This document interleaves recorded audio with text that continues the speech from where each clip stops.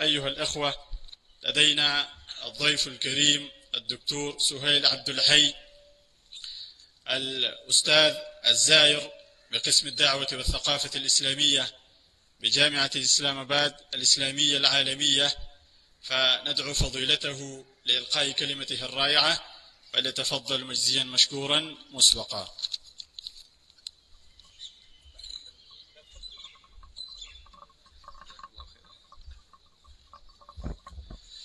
بسم الله والحمد لله والصلاة والسلام على رسول الله صلى الله عليه وسلم. بداية وقبل كل شيء، وانطلاقا من قوله صلى الله عليه وسلم: لا يشكر الله من لا يشكر الناس، يطيب لي أن أتقدم بالشكر الجزيل للقائمين على هذه الندوة المباركة المميزة بموضوعها ومضمونها عن اليوم العالمي للغة العربية، وفي مقدمتهم زميلي العزيزين الشيخ علي والدكتور عمير حفظهم الله، حيث وفرا لي هذه الفرصة الكريمة للوقوف أمام هذا الحفل الكريم المبارك والجلوس بين هؤلاء العلماء الذين يعدون من الهامات الكبيرة في مجال العلم والدعوة في العصر الحديث. كما أتقدم بالشكر الجزيل للجامعة الأثرية، هذا الصرح العلمي الشامخ، ممثلة بالوالد الشيخ عبد العزيز النورستاني أمده الله بالصحة والعافية وأطال الله عمره في الخير، الذي لم يدخر جهدا في نشر العقيدة السليمة الصافية البعيدة عن الخرافات والبدع والشوائب. كما أشكر مدير الجامعة الشيخ عمر حفظه الله تعالى، الذي أكمل مسيرة والده في الحفاظ على استمرارية هذا الصرح العلمي الشامخ بالتغلب على جميع المشكلات والمصاعب التي واجهته. كما أشكر جميع المعلمين والمدرسين الذين ساهموا بجهدهم وعلمهم في استمرار هذه الجامعة المباركة في العطاء وجعلها قبلة لطلاب العلم من باكستان وأفغانستان. وأخيرا أشكر جميع المشاركين في هذه الندوة المباركة من طلبة العلم وطالباته وضيوفه الكرام.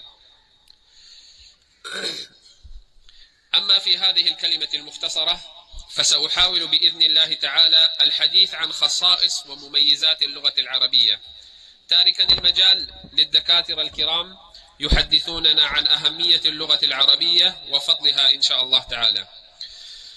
فعلى الرغم من تجاوز عدد اللغات العالم 7000 لغة، إلا إن اللغة العربية كانت وما زالت تتربع على عرش اللغات الأكثر رصانة وانتشارا في العالم، وقد تغنى بجمالها الكثير من الشعراء العرب المعاصرين وأشادوا بأهميتها، وعلى رأسهم أحمد شوقي وحافظ إبراهيم وغيرهم من الشعراء. فهي تحتل مكانة خاصة في قلوب جميع العرب، ما جعل اسمها يلمع في كل بقعة على هذه الأرض، على الرغم من التحديات الكثيرة التي تواجهها. ونظرا لأهمية هذه اللغة الجميلة، كان لا بد من تخصيص يوم في تقويم السنة لتخليدها ونشرها على نطاق واسع. فيرتبط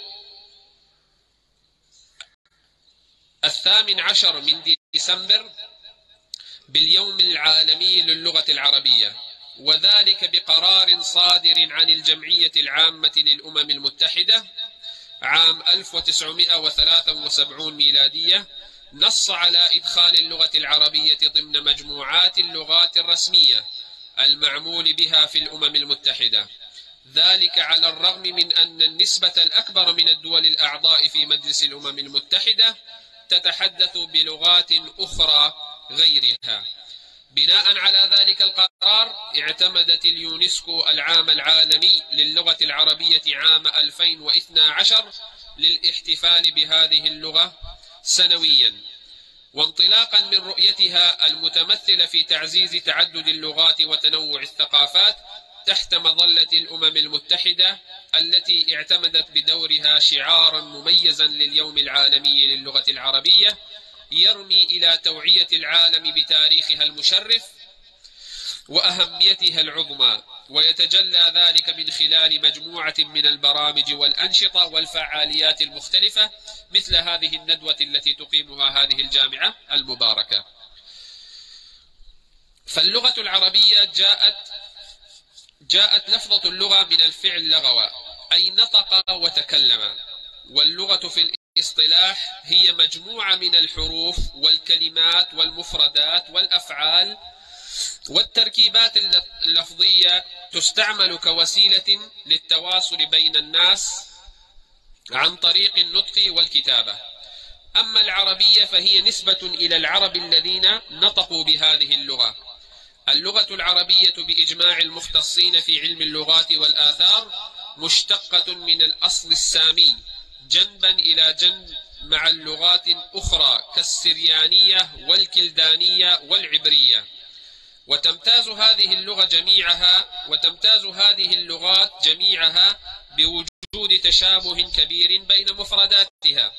فعلى سبيل المثال كلمة شمش في السريانية، وكذلك كلمة شميش بالعبرية، وشمشة بالكلدانية، جميعها تعني الشمس باللغة العربية.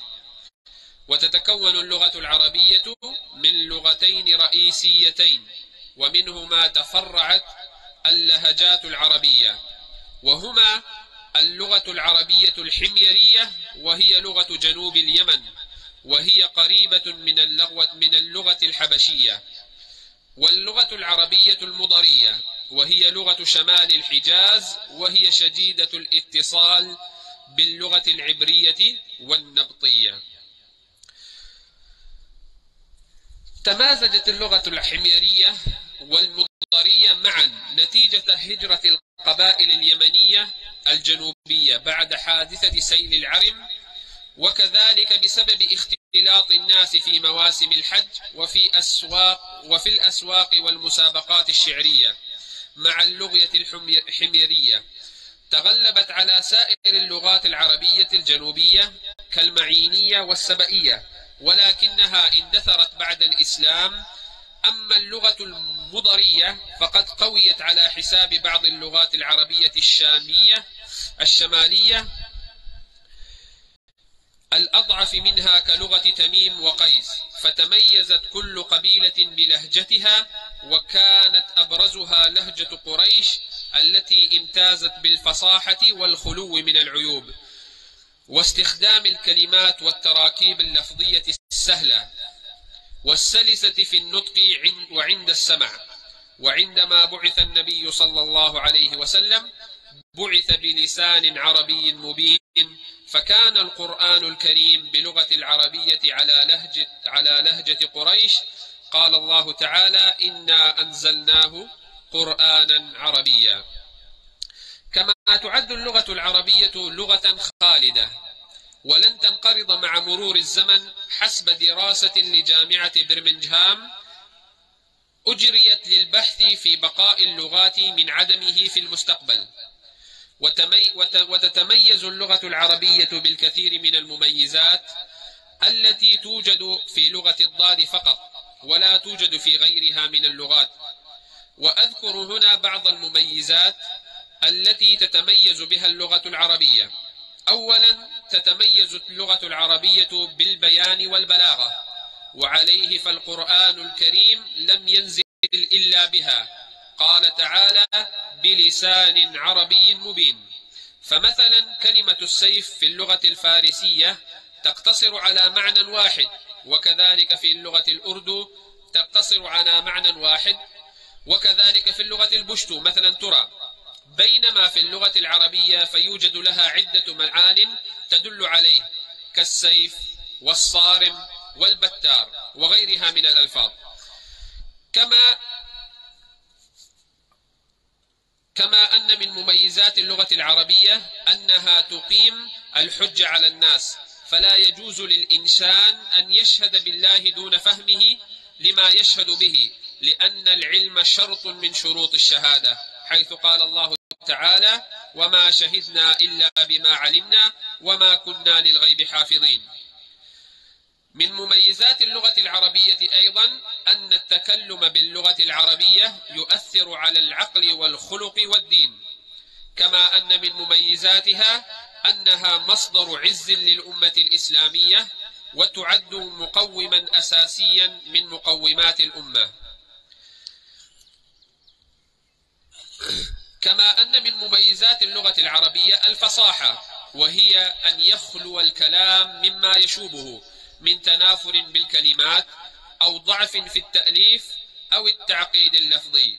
ومن مميزاتها أيضا أيها الأحبة الترادف، وهو أن يدل عددا من الكلمات على نفس المعنى المراد، فاللغة العربية تزخر بالكثير من المترادفات اللغوية. ومن مميزاتها أيضا أيها الأحبة الأصوات ودلالاتها على المعاني، بمعنى أن يفهم معنى الكلمة بشكل عام أو دقيق من خلال الصوت فقط. وهذه من أهم المميزات التي تخص اللغة العربية.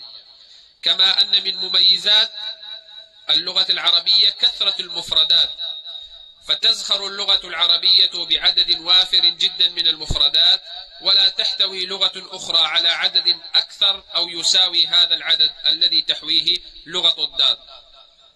ومن مميزاتها أيضا علم العروض، وهو العلم الذي ينظم أوزان الشعر وبحوره، ويضع القواعد الرئيسية لكتابة الشعر، مما جعل الشعر العربي هو الأكثر بلاغة وفصاحة نتيجة لاتباعه أوزانا محددة وقواعد رئيسية.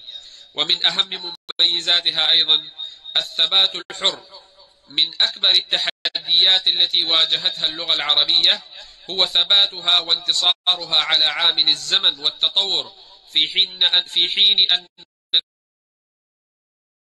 الإنجليزية قد تطورت واختلفت بشكل كبير عبر الزمن.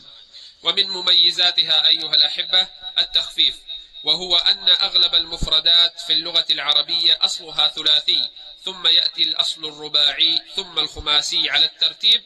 حاسنا جعل الجمال وسره في الضاد.